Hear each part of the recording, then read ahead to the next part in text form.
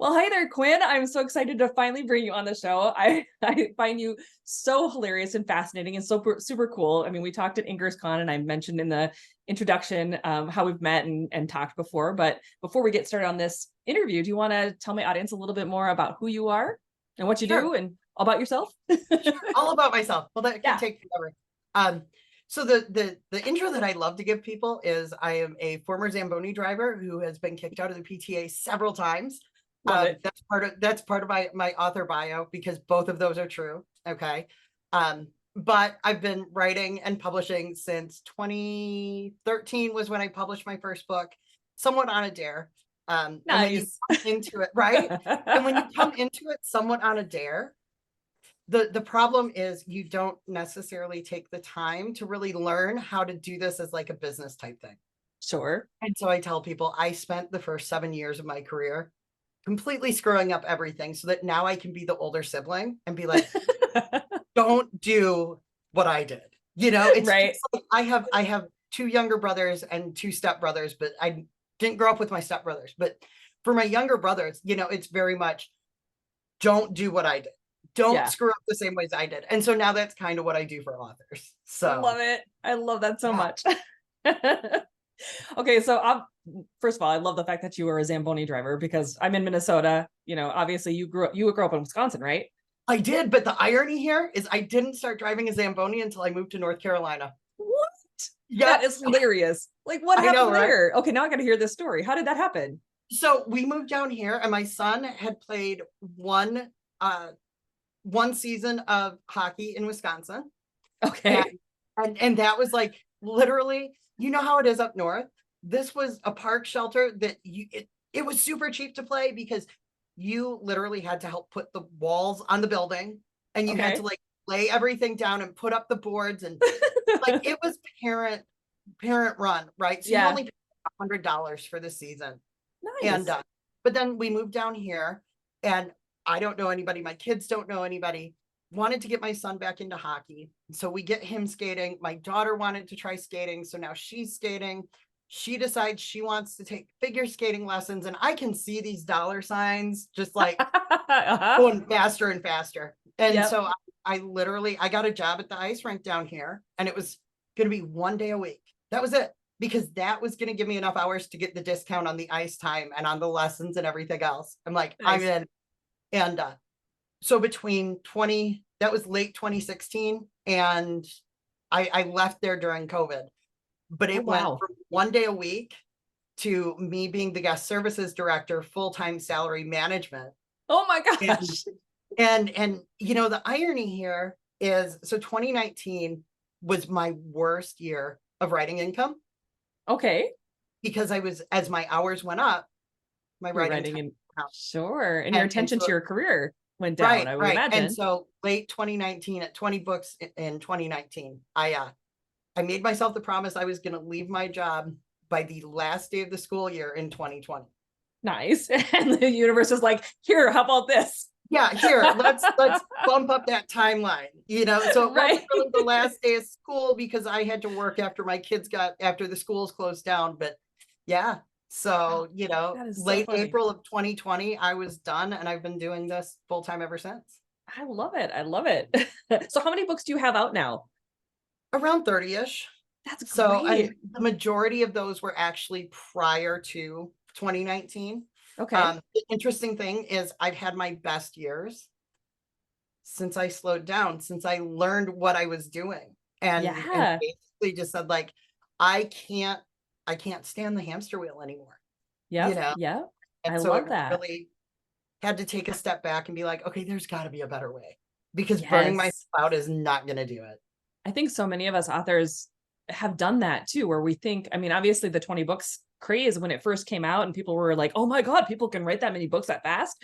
It was like, it was this aspirational, like, wow moment. But then as people tried to apply it, we realized not everybody can do it.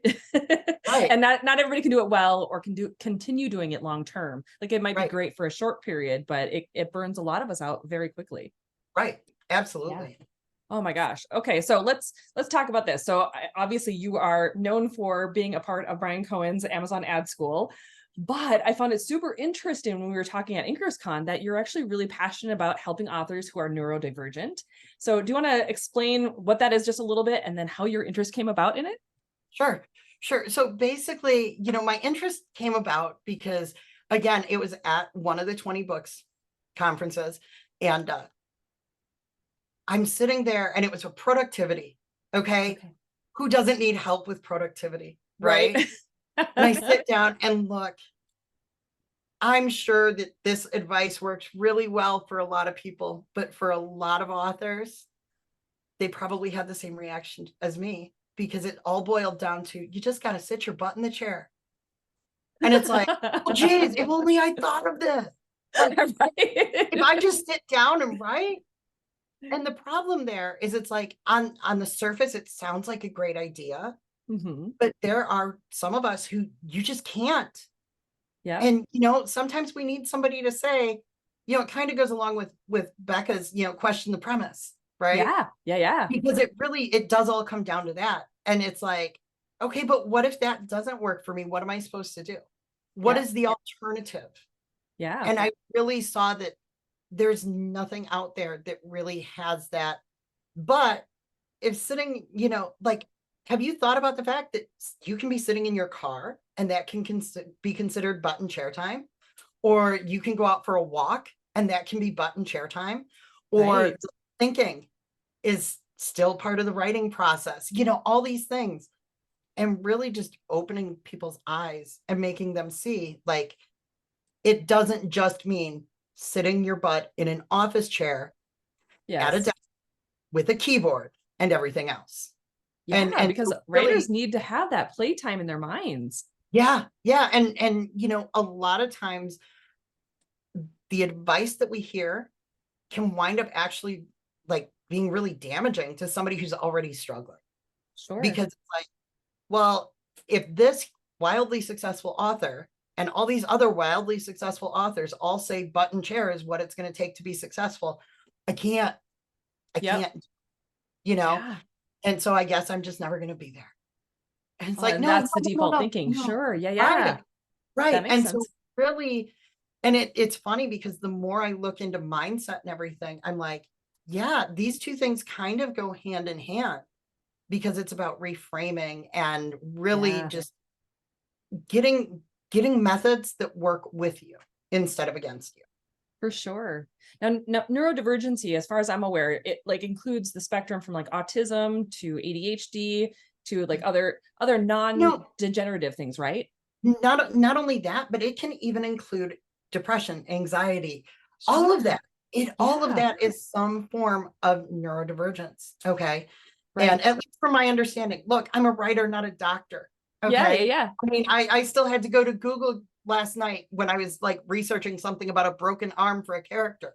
Right. I did not go to med school. Okay. Yeah. But like all of these things, think about it this way. All of these things can impact how our brain functions in order to help us do the writing. Yeah, for sure. And so I don't ever, even though a lot of times I'll talk about ADHD. Well, that's where my experience is. That's where my lived experience is. And so I can research other things and everything, but that's my lived experience. B, it's kind of the most common, and there are a lot of people who are just now finding out, oh, wait, that's what that is. That is super interesting to me, right? So how did you find out that you had ADHD then? Like, what was that process like? So first of all, I have my sister-in-law, love her to death. She is a teacher, and she used to run a preschool. And she told me for years, she's like, if ever there was a child who was ADHD. And I kind of saw it, You're like, what? Yeah. But then we finally got my son diagnosed. And it was like, it's so funny because both my kids have ADHD and they both present with so many of the like stereotypical ways that boys or girls present. Okay. And it's funny because like, we didn't really think about it for my daughter because she is that high functioning and everything else. But then you start seeing that these are signs of ADHD and it's like, oh, okay. Do you have any examples? Like what kind of examples should people be looking for?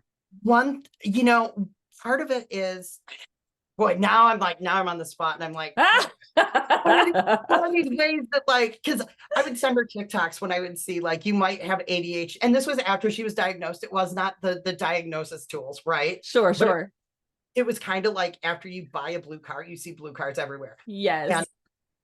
And, you know, just in like for her, she gets super, super chatty, Okay. right? Or the hyperfixation on things. Yep. But it can also be like an inability to focus in a certain manner. Okay. You know, the people pleasing and just all these different things. And I, you know, like I know as soon as we get done with this call, I'm gonna be like, and this, and this. And, That's know, okay. When the social media posts go out, you can be like, oh, by the way, here's some more information. You know, yeah, exactly. I'll start doing a bunch of blog posts and everything about them because fun. I love it.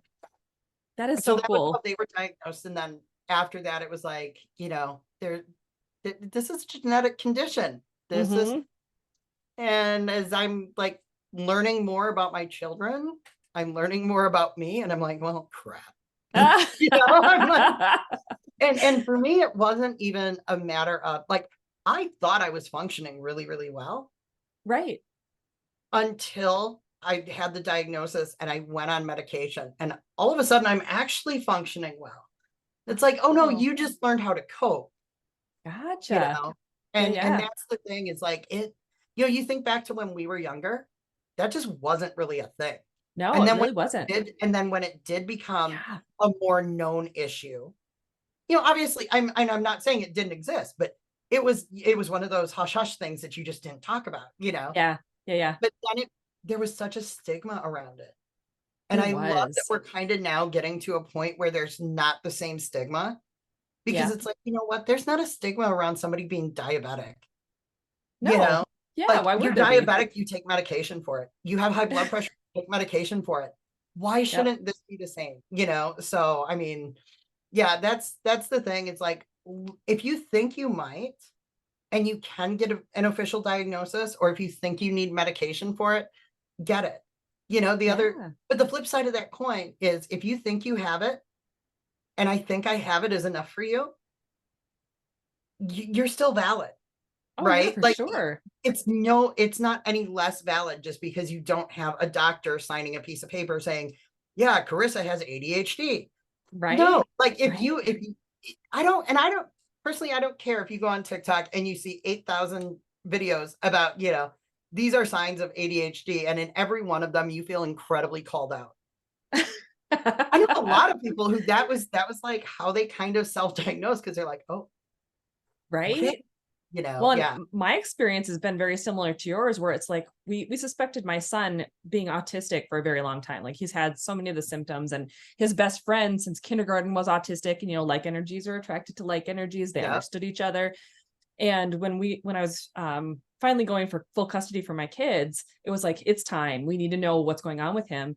And we found out he's definitely autistic. He's on what would have been the Asperger's side of the spectrum. He does have ADHD. He has a little bit of obsessive compulsive disorder, just a little bit. But then we checked my other children as well, and they both have ADHD. So it was like, okay, okay. Well, my youngest son, it has no ties to my two older father. So I'm like, where does that ADHD stem from? You know, that's okay. I'm the problem. It's me. Hello, Taylor Swift. Yeah. So I'm like, okay. So I officially have not been diagnosed, but I definitely see, especially the hyperfixation on things, and trying, like, I have to dig into things, and I have to understand them. I have to pick them apart. I have to look at them from all angles. That's definitely a thing that I do a lot. Yeah. And like another one for me that was a big one was, oh, that's why I have all these different crafts that I was obsessed with for a period of time. You know, over, like, this is over behind me over here. There's kind of like a crafts graveyard. Okay. It's got my fiber bats from when I was like doing yarn spinning, which I still love to do at times. But then I've got the Cricut, and I've got the scrapbooking, and I've got the woodworking, you know, the wood burning thing over here. And, you know, I've gotten the button maker, and I love it. Like all the things, you know. And But yeah, so many of us are just known to be as multi-passionate. So not ADHD, multi-passionate. That's what we are. right. I Yeah. love that phrase. That's what I'm going to call it from now on Right. about everything. I'm Right. just That's all it is. multi-passionate. I love that. I personally can't I can't sit and just do one thing. The repetition of it will drive me bonkers. So I can't just sit and only write nonstop all year long. I can't do that. It will drive me literally bonkers. And so I like to switch between, teaching a class or creating the website, or because I was a graphic designer in a past life, or, whatever it is, like switching up different things. I have to do it. Otherwise, I will drive myself bonkers and I will start to hate my manuscripts. I'll hate writing and I'll hold it against it. So it's like, I can't do it. And so I've learned that about my own brain, that in order to function and be a good writer, I need to have a little bit of break between. Oh yeah. Yeah. That's interesting. Okay. So you've already mentioned that if you suspect you're neurodivergent, to obviously either get tested, or if you're happy with just like thinking about it and assuming you are, go with it. But one of the things that I find really interesting about neurodivergent authors or people in general is that they have so many wonderful strengths and they think it's a weakness. So do you have any ideas or any thing that you could throw out there that would be a benefit to being neurodivergent as an author? Anything can be a benefit. It really can, but I'm always cautious about being like, yes, this is our superpower as ADHD authors, because it really, it just depends on the time. Sure. Because look, I will tell you, one of the best neurodivergent superpowers when it comes to writing is I will not write a dang thing. But if I know that I have a deadline and my deadline is coming up, I think I know where you're going with that. Right. I will write like 30,000 words in the 3 days before that deadline, get this book done. And I am going to be sitting there. Not that I've done this. And Liz, my editor, she actually on the manuscript I was telling you about before we were recording that I hated, this book just drained me so much. And she actually sent me messages. She's like, I love you, but you have to get me this book. And I'm like, I know. Normally, and even then it was like rushing towards the end. But then the last book I had to get to her, I went ahead and I got it finished. And I'm doing my read through and my self revisions and everything else. And I'm like sending her messages going, I promise I'm going to get this one to you on time, Yeah. And I did hours, and she's sending me back. She's like, no, look, tonight's the night you were supposed to send it. You're good. Everything else. But I really and that is one thing with people who are neurodivergent is that just it's not laziness even, it's literally the whole executive dysfunction and time blindness and all these other things, they all pile up. And but then we somehow manage to get it done. It's called Parkinson's law. You know what that is, right? I do not. Okay. So Parkinson's law is that time will expand or contract or work will expand or contract with the time allotted for it. So if you just let it go and let it go, but then all of a sudden you're like, dang, I need to get this thing done now, you'll get it done. Yeah. Yeah. See, I didn't know the name, but yeah, absolutely. Yeah. Absolutely. And so it's that's one of the things that, and for, again, there is no one true way. That's the biggest takeaway from all of this. Is even though I'm going to say this right now, if this doesn't work for you and it cripples you, then it's not for you. Yeah. But not having a deadline and just being like, I want to write this book. Well, you know what? If I want to write, I have a book that I desperately wanted to write. And I had a really horrible deadline set for myself. Okay. I really did. No, it was a book, and I still absolutely love the premise. But the premise of this book was it was going to be like a dual love story where the granddaughter winds up finding a box of letters that her grandfather had sent her grandmother from Korea. Oh, wow. But as she starts reading them, they weren't from grandpa. Oh. And they were actually from somebody who was a soldier during Korea that she thought had died, and this, that, and the other thing. And I really that was the book I wanted to write for my grandma. Right. Oh my gosh. Yeah. And so it was a case of, I want to write this so that she can read it before she dies. Yeah. Yeah. Yeah. Guess what? We don't know when somebody's going to die. Yeah. There was not a time bound end on that. And so now we've missed that deadline, no. And so it's and so these don't work for me. That does. But if I email my editor and I'm like, all right, when can I get this in? You know what? If I emailed her today and she said, get me the book by August 20th, and I hadn't even started the book, I will find a way. You know, one Right. of my most successful Right. books went from concept to author copies in hand to me being at a table in Vegas in less than a month. Holy cow. That's Okay. amazing. I about killed myself, but I was using a cover model for the cover. I was doing a signing in Vegas, and I found out that he was going to happen to be in Vegas at the same time, not for the signing. He was Yeah. going to be in Vegas with his friends, and he's like, oh, I totally stopped by, blah, blah, blah. And so I'm like, okay, I guess we have to write this book. Let's go. Right. I had to read the book after it was all said and done. But the weirdest thing is that's one of the books that people loved the most. Isn't that interesting? From See, I think early in my career. sometimes when we don't question ourselves and like second guess ourselves a lot, then the books just flow as they're meant to. And then other Absolutely. times I feel like I'm putting pressure on myself to write the book, and I haven't played around with the characters enough, or I haven't played around with the world enough to really get the emotional impact that I was hoping to do. Does that ever happen to you? Or we try too hard. That's true too. We just Yeah. seriously, like, we overthink every little thing, and we try too hard, and and it ruins it.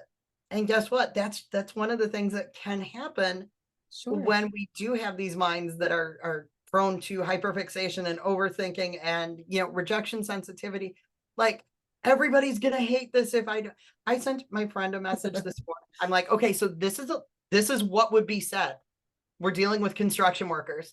I'm like, this is what would be said on the work site. But am I going to get absolutely hammered if I put this in the book? And she's like, it's absolutely what would be said. And I'm like, yeah, but are people going to like be really ticked off at me if I put this in the book? Because we all know that like work sites are not necessarily the cleanest, sweetest places in the world. Right. And, go figure. I mean, there's my house. Like, literally, my house is a construction zone because of Colin, and I'm hearing swear words constantly all day long. Right. And so I'm like, all right, well, I guess we're gonna do it. But we get into this where we really like anything that doesn't go well, it's gonna absolutely destroy my career. See, and I feel like if I prepare myself for that, I'm okay. Like for me, for instance, with this Midlife Wolf Mate, it's book 3 in this series of 5. I knew I had to do something different with the plot line, so I twisted it just slightly so that my main character isn't as strong. Like it's like she almost had to revert back to who she was a little bit with her ex-husband because he's now in town. And so even though she's a werewolf, even though she's now an alpha werewolf, like I knew I had to kind of have her revert back just a little bit so that she can ultimately by the end kick some ass, right? Yep. And I'm like, I know there's going to be some people who are like, oh, Ella's lost her touch. She's no longer as, and I'm like, I'm doing it deliberately, damn it. I know, right? But it's you don't understand. Right. But see, like, you're already getting defensive. You're preemptively getting defensive because you're like, people are going to hate this thing. You know what? People might absolutely, what if people are like, she's still like, she's a real person with flaws and everything else. And the majority of them have been that way. But then you see the one where I'm like, I'm never going to read this series again because she changed. And you're like, see, there it is. Yep. You have complete justification. And isn't it funny that the one bad review completely justifies everything and completely has the power to negate every single person who loved it?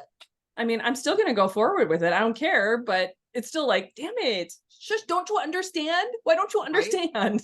That's why I've started trying to have, if it's a continuation of a series, I will try to be at least like 20% into drafting the next book by the time the book comes out. Okay. So I have a book coming out at the end of this month, and I need to figure out, am I continuing it or not? But if I do, I need to get drafting it because I want to make sure that I have started drafting the book so that I can't let anything that is said around release, or if Amazon has one of its glitches and my release doesn't go the way that I want it to, or whatever. Yep. Right. Yep. All of that will impact my writing ability so much. Okay. And, and so it's, if you get that head start, well, now I'm already working on this thing. That ball is rolling. Yeah. So now I got momentum there. It's like, whatever. Right. And even if I come on a tiny little uphill, it's a lot different than starting at the base of the hill, Absolutely. Even if we have to push a little bit harder, we're going to get it over that hump and keep it going. That's really smart. So speaking of that, so those are some really good tips on how to keep going. So are there other methods that authors can use or implement in order to, keep their work flowing the way that it needs to? So one of the biggest things is we tend to, if I have a bad day, I broke the chain, I broke the streak, I did this, I did that, right? And so one thing that one of my coaches introduced me to, and this was probably 3 years ago or so, but basically she used the stoplight system. And she used it originally, she would use it with some of her other students as far as like executive dysfunction and everything else. Okay. So the example she would give is you have to eat every day, right? Like theoretically, you are going to eat every day. But if you're having a bad day and you don't have a plan, that's when, and you hear this a lot when you're, doing different diets or whatever, that's when you wind up going through the drive-through and wasting a bunch of money or calling for pizza or whatever. Yep. And then you feel bad because I didn't do what I was going to do and blah, blah, blah. And so she used a stoplight system. So if I'm having a great day, I'm going to make dinner at home.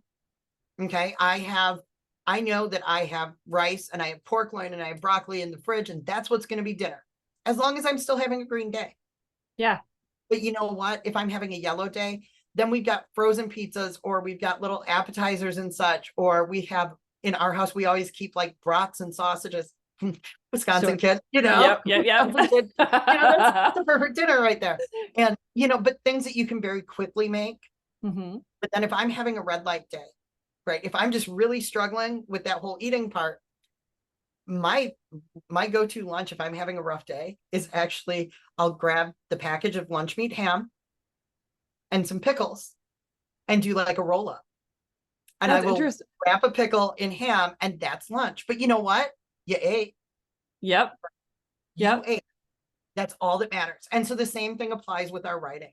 Okay. If it's a writing day, this is my goal, right? I want to write 2,500 words a day.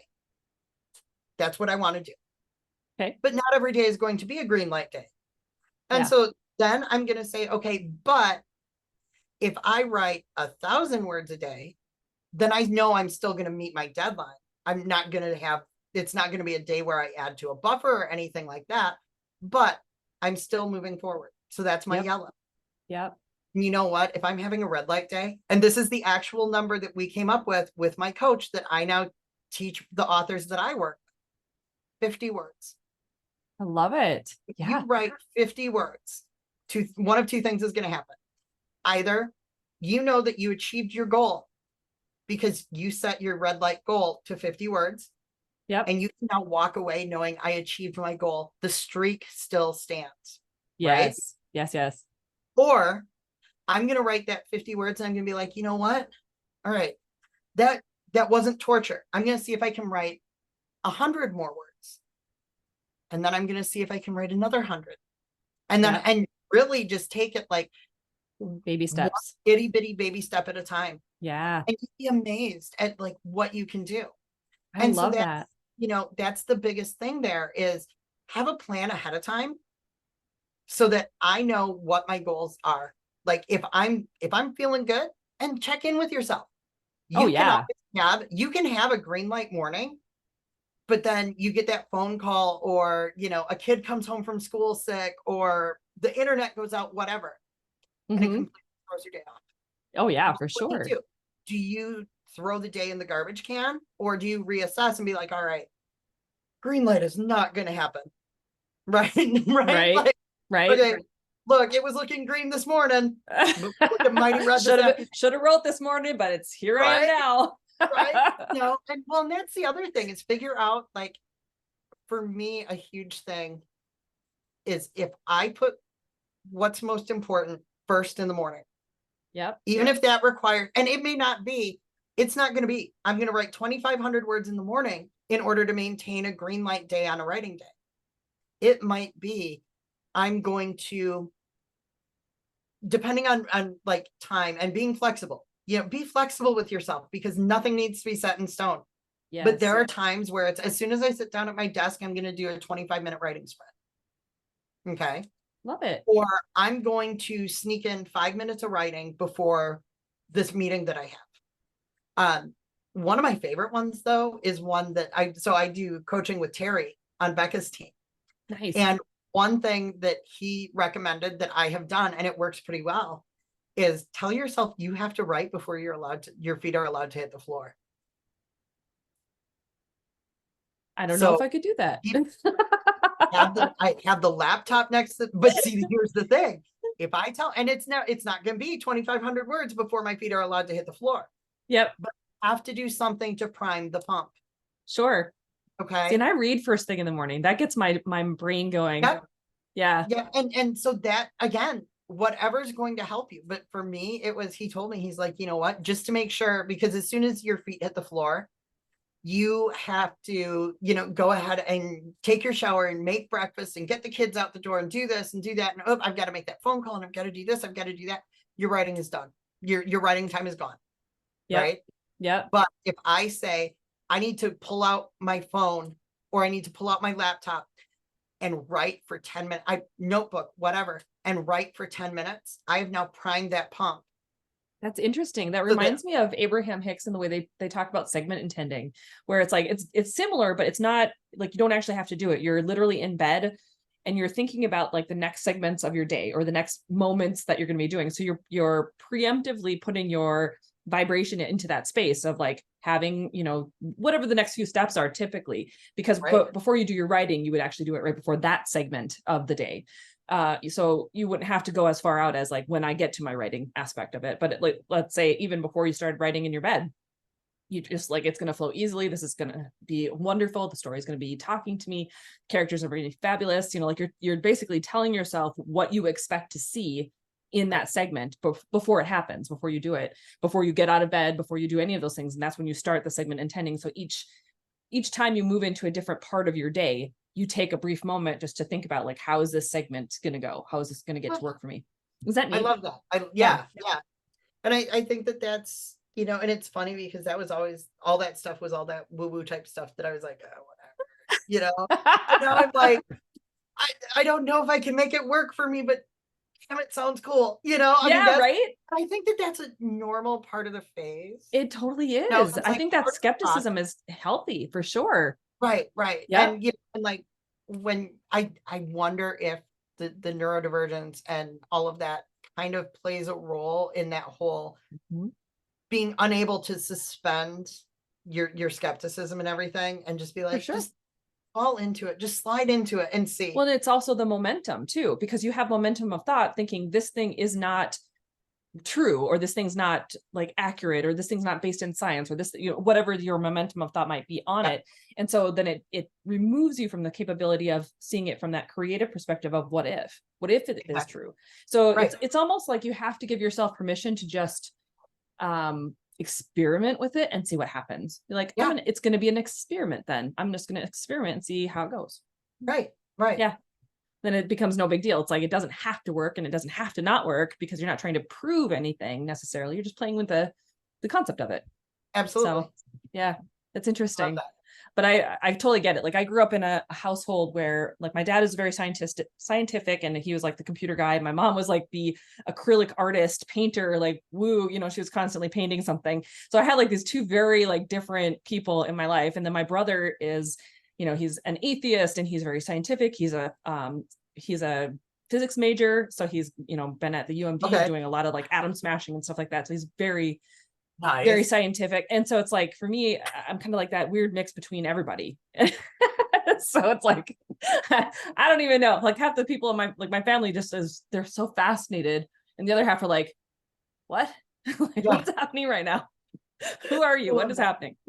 I love that. So do you have any recommendations on how authors can find the methods that work best for them? Like are there any books or any classes, or should they talk to you? Like what ways help them figure out how their brain works?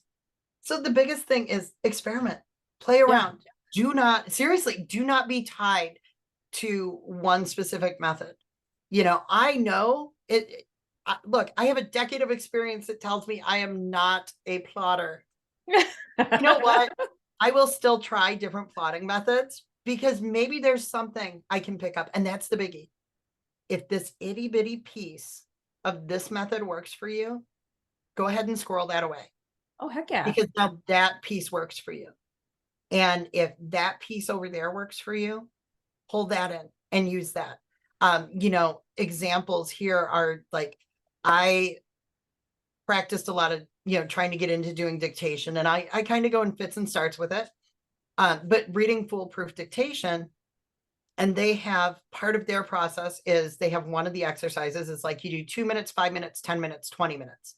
Okay. So you do sprints, dictation sprints at each of those lengths. Okay. And their method is that you're going to basically redo that scene to expand it and dictate it, because each time you learn more about the scene. Okay. And my brain goes, that's stupid. I don't have, I'm serious.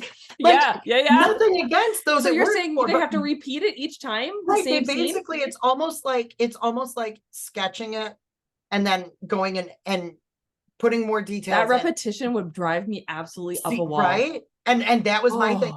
Like, the repetition will drive me up the wall and bore me to tears. But like, yes, my time really, like, I don't have time for that. Right. Yeah. I don't. It was while I was still working full time. I don't have time for that. The whole reason I'm dictating this is to make it faster. Right.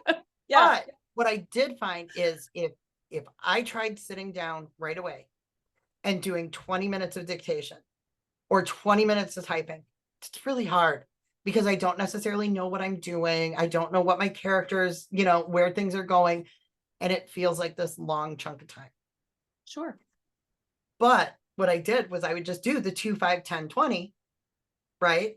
Yeah. And each of those was a sprint. But when I did the 2, okay, we're priming the pump. When I do the 5, I know a little bit more. When I do the 10, now we're getting on a roll. When I do the 20, typically by the time I do the 20, I have now drafted a full scene. Okay. Nice. Get up and walk away. Because the other thing that we tend to do is we tend to overdo it, right? We're going to fall down the rabbit hole. I don't know what you're talking about. Writing. I don't ever do that.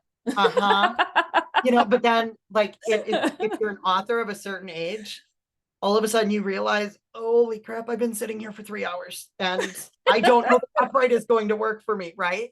Right. And then later that night, you're like, oh, that was really bad. Like I shouldn't have done that. My back is Why is my ass like shaped like my chair? That's weird. You know? Yeah. And then the next morning, you're like, if it was typing that got you, you're like, my hands. Oh, sure. Like I can't move my hands. And so it really, but taking those breaks, it also then wound up giving me time to sit there and be like, let's think about what is the next scene going to be and what's going to happen next. Yeah. Right. But the big thing is I figured out that for myself, for the way that my brain works, if you, again, you know, what did you call it? Parkinson's law? Yep. So if I have 8 hours to write, you're going to take the whole 8 hours. I can take 8 hours to write this. Yep. If you tell me that I have, just sit here for 5 minutes and that's all you're going to do, you're just going to think about your writing. There you go. You know, but so it's like that became a piece that I drew in. And then, you know, it was, I might not be able to plot, but I know that having some sort of structure helps.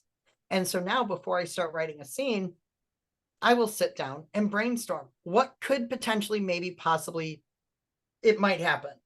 Yep. Give myself a list of ideas. Because again, that way I know going into it, I'm not starting, you know, from dead stop. Yeah. Or, you know, just picking up little tips along the way, like putting in placeholders. Look, if you have ADHD, the last thing you need to do is go to Google while you're trying to write. Okay. Right. Because it will be 4 hours later. Or TikTok. Oh, dear God. Right. Yeah. You are going to know everything you could possibly need to know on a subject. And your word count is still sitting exactly where it was 4 hours. Right.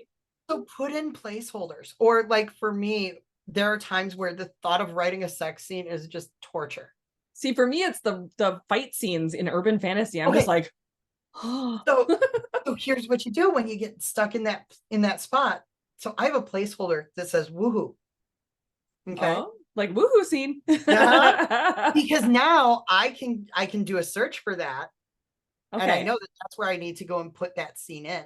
When you're feeling like you want to write it. Yeah. Right. Because now I might have a day where I'm like, all right, we can do this. We can do this sex scene. We can do this fight scene.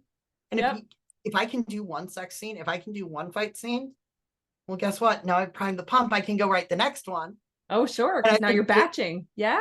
Right. Yeah. Not only that, but I no longer worry when I do it that way. I no longer have to worry about, oh my God, are all these scenes going to sound identical? Oh, yeah, sure. Because it's fresh in your mind. Yep. And so, so that was a little nugget that I picked up. And so that's the thing, is just keep your mind super open. Yep. And just grab the little shinies that work for you.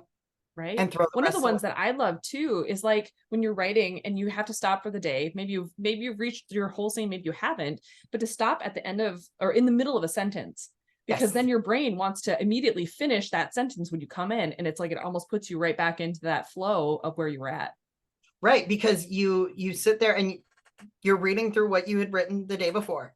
Yep. And all of a sudden you're like, it's not finished. I have to finish it. Know, and now you're like compelled, and yeah. So all these things, it's so cool. I love how different brains are wired and how we are all so uniquely ourselves. Like for me, it's always been a fascination. You and I were talking before we got started. I grew up with a brother who had a brain tumor. And so from a very young age, I was just fascinated the way he could go through life, and his brain had been affected by, cancer, by radiation, by surgeries, whatever, still functioning, obviously still being, but he was different, right? He was a little bit different than he was before the surgeries and before everything. Or that my uncle operated differently than my mom, or my mom operated differently from her sister, it was just always very fascinating to me. And it's just, I think the way that people are wired is just so cool. And the way that it comes across in stories, I think that is a superpower in a sense, though. Like when you are neurodivergent, I think you're seeing how different people are thinking and how they respond. And so you craft characters who are quirky and fun and different. And that really makes for good reading too. Oh yeah. Well, and we have this uncanny ability. We just kind of like hold on to the weird stuff that we don't think matters at the time. Right. But I am going to pull this out of my hat at exactly the moment that I need it. Yeah. And it's going to be perfect for this character, and I love that. I love that so much. Yeah. Okay. So you were talking about good days and bad days, right? So do you have any tips on that you can help authors with, there we go, when they're having or struggling with one of their bad days, or like how they can plan ahead for them? Yeah. So basically just sit down when you're not having a bad day. That's the important part. Okay. Sure.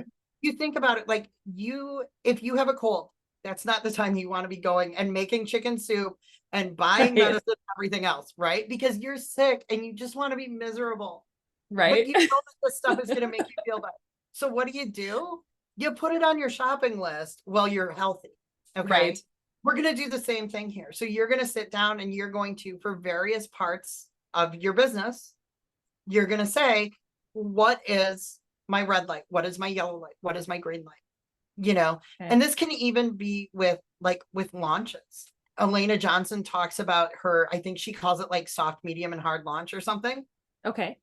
Where not every launch is going to get the same attention. Sure. Okay.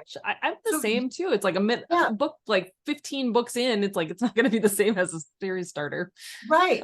Yeah. And so, but thinking about that, even if it's your first book, even if it's not a 15 book series, whatever, what if I'm not in the headspace to do the super hard launch? Yeah. If I'm not in the space, I can do one of two things. I can either adapt, which is really hard to do when I'm already not in the space, because that's going out to get cold medicine when I already have the cold. Yep. Or I can freeze. Right. Yep. And just be like, well, I guess this release is going to be just absolute crap because I can't the opposite direction go, it's going to work because no matter what I do, however much energy I put into it, it's still going to be enough. Right. And that's the thing. That's the thing. It's reframing it, because what you're doing is you're saying, I'm going to have these These are what my plans are. These are the things that absolutely have to get done every release, no matter what. Yep. There's your red light, right? Okay. There Yep. are things you have to do for a release. Yeah. You have to upload the book. You have to Obviously. hit the, you Yeah. have to do these things. Yep. So that's my red light. Okay. These are the things that I would like to do, and kind of creating a priority list. Okay. I like to talk about, I have this to-do list that I got from Barnes and Noble, that it has 3 sections, and I always forget what they're called. So it says most critical, would be nice, not a chance. Nice. I love Okay. that. Yeah. And Yeah. they screwed this up because they have 2 in the not a chance, they have 4 in the would be nice, and they have 6 in the most critical. I'm like, no, that's Yeah. backwards. Yeah. You cannot have the most things are the most critical. Yeah. I agree So with that. really think about this. What are the most critical things that I have to get done? Yep. Red light. What are the things that would be nice? Yellow light. And dang, I'm ready to take on the world. Here's my green light, right? I love Because that. we're not, in this case, we're not going to call it not a chance. Yeah. Because there's Yeah. totally a chance, but that's when we're feeling good, and Yep. get these things prepared while you're feeling or if you're having a green light day, go in, and batching is always good. Fall down the rabbit hole of a task. Okay. Go and make a bunch of teasers, go and schedule out newsletters for however long, go do whatever the things are that are going to need to get done. Yep. So that when you're under pressure and it feels like everything is weighing down on you, that's done. Because that's also going to carry you through. Because if I know I don't have to go and build a newsletter for my release that's going to come out in 2 weeks, because that's already taken care of, now I can focus on my teasers. Yep. Now I can focus on getting the arcs ready. Now I can focus on these other things. Oh, that's so smart. But that's the thing, is no matter what area of your business it is, plan. And I know that there's a lot of people out there who are probably being like, well, gee, Quinn, if only I could plan. But the thing is, plan when you can. Yeah. And when you're feeling it. So maybe that's where your plotting is the same, where it's like you plot when you're feeling it. So maybe that means plotting those few minutes beforehand.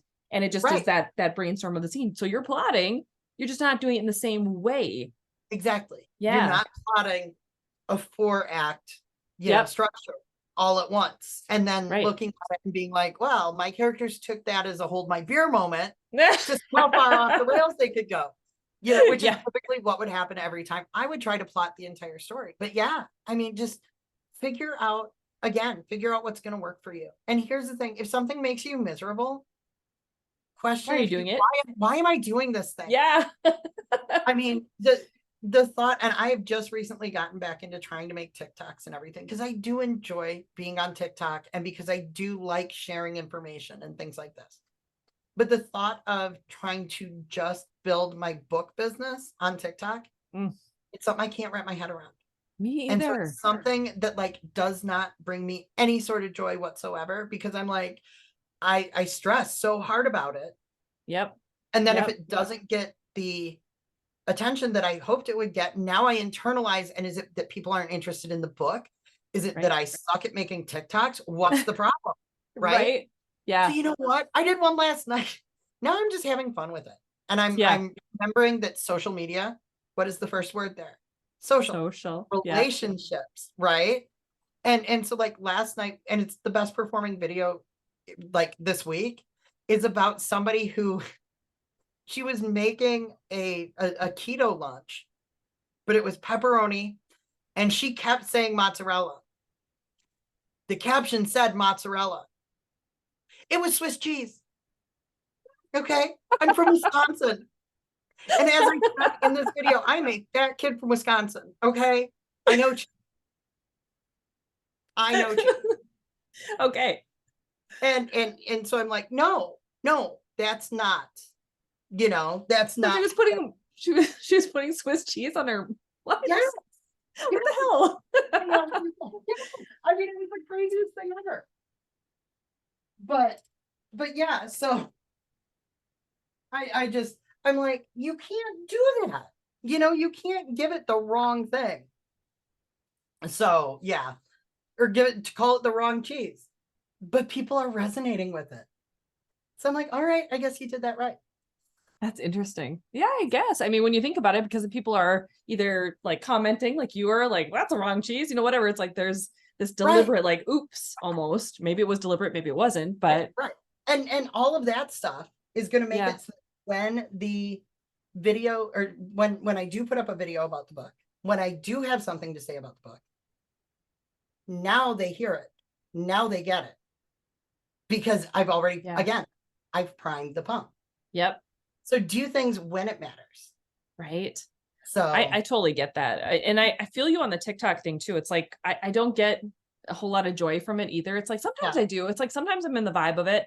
And then other times I'm just like, it's just not, it's just not what I'm liking. And right. so I have to give myself a little bit of grace. I think part of it too is a pressure, because I'm definitely one of those people where it's like, if people say you're supposed to be doing it 3 times a day, then I take that very seriously.